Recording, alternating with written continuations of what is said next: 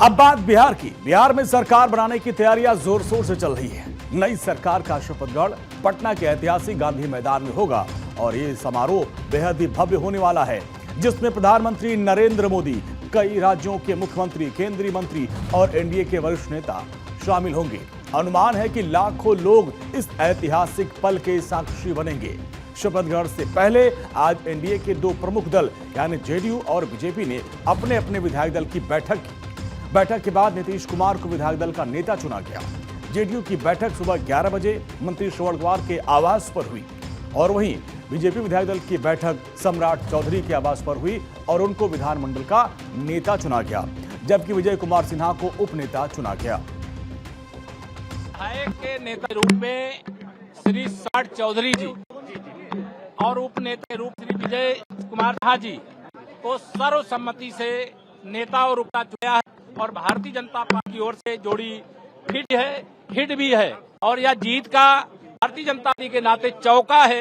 हरियाणा, महाराष्ट्र, दिल्ली, अब बिहार के लिए तैयार। पार्टी के विधायक दल के नेता के तौर पर पार्टी ने मौका दिया। पार्टी के एक एक कार्यकर्ता की जीत है और पार्टी ने जो दायित्व दिया है उसको आगे बढ़ाना है। देखिए, अपने सभी शीर्षस्थ नेतृत्व और सभी माननीय विधायक को हम आभार व्यक्त करते हैं, धन्यवाद देते हैं। अब सुशासन से समृद्धि के संकल्प को साकार करने का और विकसित बिहार बनाने के पूरे संकल्प को साकार करने में हम लोग अपनी पूरी तन मन से व्यवस्था लगाएंगे। बीजेपी और जेडीयू की विधायक दल की बैठक के बाद विधानसभा के सेंट्रल हॉल में एनडीए विधायक दल की संयुक्त बैठक हुई और जिसमें नीतीश कुमार को औपचारिक रूप से नेता चुना गया। इसके बाद नीतीश कुमार ने राज्यपाल से मिलकर अपना इस्तीफा सौंप दिया और नई सरकार बनाने का दावा पेश किया है। अब बिहार में सरकार गठन की तैयारियां तेज हो गई है। आप देखिए, जो दिन भर की हलचल रही, पहली बैठक बीजेपी विधायक दल की हुई जिसमें डिप्टी सीएम के नाम पर मुहर लगी। दूसरी बैठक आप देखिए जेडीयू विधायक दल की हुई जिसमें नीतीश कुमार विधायक दल के नेता चुने गए। तीसरी बैठक हुई एनडीए विधायक दल की जिसमें सीएम के चेहरे के तौर पर नीतीश कुमार के नाम पर मुहर लगी। चौथा जो इसके बाद जो घटनाक्रम रहा, एक्शन रहा, वो है गवर्नर से नीतीश कुमार ने मुलाकात की, पहले इस्तीफा दिया और फिर नई सरकार बनाने का दावा पेश किया है। नीतीश कुमार के लिए यह ऐतिहासिक क्षण होगा क्योंकि वो 10वीं बार बिहार के मुख्यमंत्री पद की शपथ लेने जा रहे हैं। ऐतिहासिक गांधी मैदान में सुरक्षा और व्यवस्थाओं को लेकर प्रशासन पूरी तरीके से अलर्ट। एनडीए नेताओं को उम्मीद है कि आयोजन बिहार की राजनीति में एक नया अध्याय लिखेगा और सूत्रों के मुताबिक लगभग 20 से 22 मंत्रियों को भी कल ही शपथ दिलाई जा सकती है। नए मंत्रिमंडल में जातीय और क्षेत्रीय समीकरण को खास तवज्जो दी जा रही है। अब ये एनडीए की सरकार है देश में जो 20 साल बाद भी जनता का विश्वास जीतने में अपार समर्थन और आशीर्वाद मिला है। नरेंद्र मोदी जी और नीतीश कुमार के नेतृत्व को कांग्रेस पार्टी आज ऐसे श्रिंक कर गई है कि जितना बिहार में बीजेपी को मिला है पिछले 6 चुनाव में, उतने विधायक कांग्रेस के 6 राज्यों के 6 चुनाव में। फिर भी कांग्रेस की हैकड़ी नहीं जा रही है, अकरन नहीं जा रही है, जमीन पर नहीं उतर रहे हैं, देश को गाली देना बंद नहीं किए हैं। लालू जी की प्राइवेट लिमिटेड कंपनी एनपीए हो गया, लोगों ने नकार दी जातपात को, लोगों ने नए बिहार के लिए नीतीश कुमार, नरेंद्र मोदी के नेतृत्व को आशीर्वाद। वहीं केंद्रीय मंत्री अर्जुन राम मेघवाल ने कहा कि सर्वसम्मति से सम्राट चौधरी को बीजेपी विधायक दल का नेता चुना गया, जबकि विजय सिन्हा को उपनेता चुना गया है। बिहार के विकास के रास्ते पर बहुत तेजी से राज्य आगे बढ़ चुका है और आने वाले समय में विकसित बिहार होगा। भारतीय जनता पार्टी के विधायक दल की आज बैठक थी बिहार में, पटना में, और सर्वसम्मति से सम्राट चौधरी जी को भारतीय जनता पार्टी के विधायक दल का नेता और हमारे विजय सिन्हा जी को उपनेता चुना गया है। बिहार विकास के रास्ते पर बहुत तेजी से आगे बढ़ चला है। विकसित बिहार ही होगा अब आगे आने वाले समय में। तो आज देखिए, बिहार की सियासत में बैठकों का दौर जारी रहा। अपडेट के साथ हमारे सहयोगी सर्वेश कुमार सिंह हमारे साथ जुड़ गए हैं। सर्वेश, आज बैठकों का दौर जारी रहा, जरा विस्तार से बताएं, बैठकों में किस तरीके से नेता चुने गए? देखिए अंजनी, सबसे पहली बैठक पहले श्रवण कुमार के आवास पर होनी थी, जिसको बाद में शिफ्ट किया गया। मुख्यमंत्री आवास पर जेडीयू विधायक दल की बैठक हुई और मुख्यमंत्री आवास पर जब जेडीयू विधायक दल की सुबह 11 बजे बैठक बुलाई गई थी, उसमें जेडीयू के तमाम जो विधायक और एमएलसी हैं उनकी मौजूदगी रही। जेडीयू के तमाम बड़े नेता संजय झा, ललन सिंह, ये तमाम लोग मौजूद रहे। उसमें नीतीश कुमार को विधायक दल का नेता चुना गया। 11:30 बजे बीजेपी विधायक दल की बैठक बीजेपी कार्यालय के अटल सभागार में हुई, जहां सम्राट चौधरी और विजय सिन्हा को नेता और उपनेता चुना गया। उसके बाद 3:30 बजे का समय तय किया गया था एनडीए विधायक दल की बैठक का, जो कि विधानसभा के सेंट्रल हॉल में वो बैठक हुई, जिसमें नीतीश कुमार को एनडीए विधायक दल का नेता चुना गया। उस मौके पर चिराग पासवान की मौजूदगी थी, उपेंद्र कुशवाहा की मौजूदगी थी, धर्मेंद्र प्रधान वहाँ मौजूद थे और तमाम जो एनडीए के बड़े नेता थे वो मौजूद थे और तमाम जो 202 विधायक जो जीत कर आए हैं इस बार वो उनकी मौजूदगी थी। और वहाँ पर नीतीश कुमार को एनडीए विधायक दल का नेता चुना गया।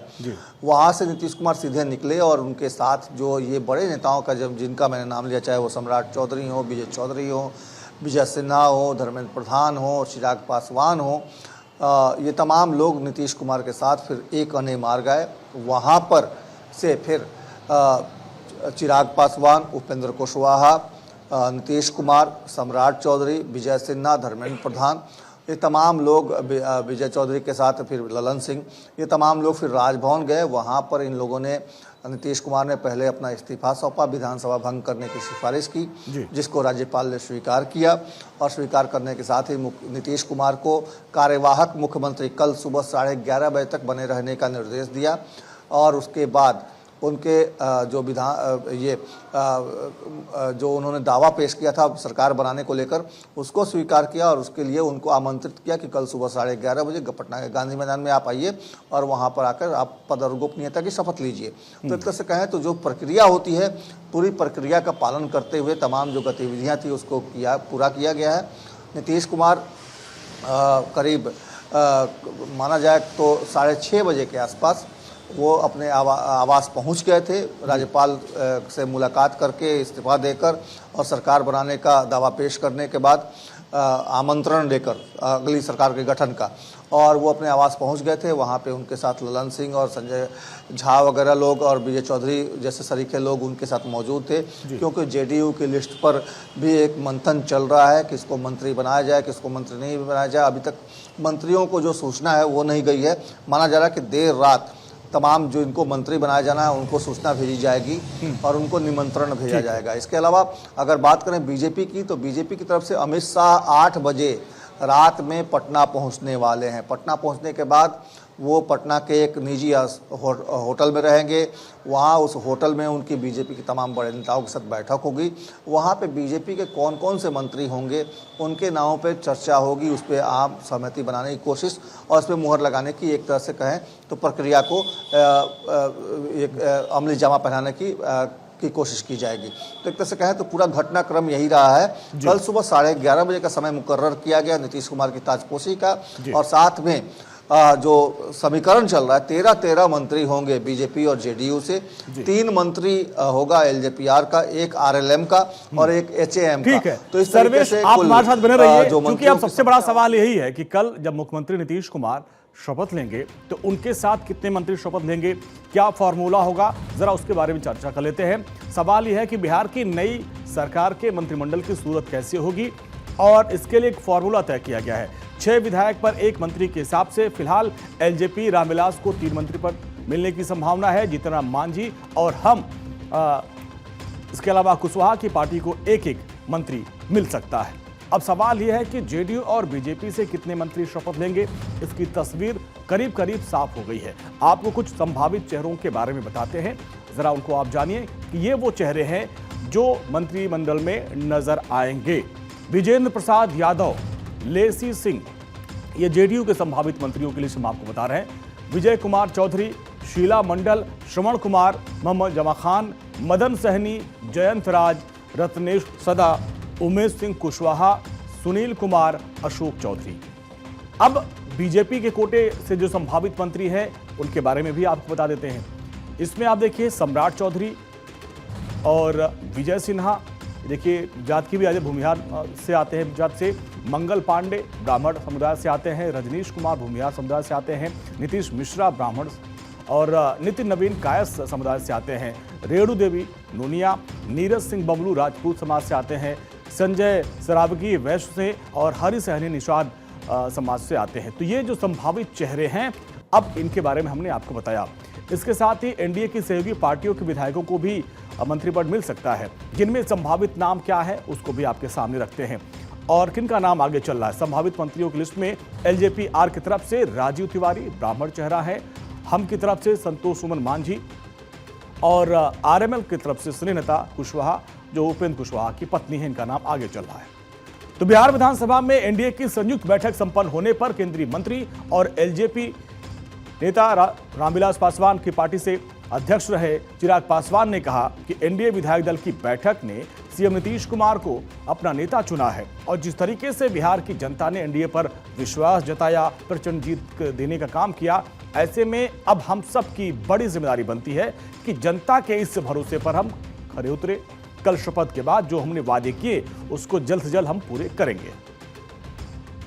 ऐतिहासिक जीत जिस तरीके से एनडीए की हुई है और जिस तरीके से बिहार की जनता ने पूर्ण विश्वास एनडीए के ऊपर जताने का काम किया है, ऐसे में जितनी भव्य ये जीत है उतना ही भव्य कल हम लोग का शपथ ग्रहण समारोह होने जा रहा है और मुझे खुशी है कि इसमें प्रधानमंत्री जी की भी मौजूदगी इसमें रहेगी और मैं मानता हूं कि जितनी बड़ी ये जीत है उतना ही बड़ी जिम्मेदारी भी अब हम लोगों के ऊपर है।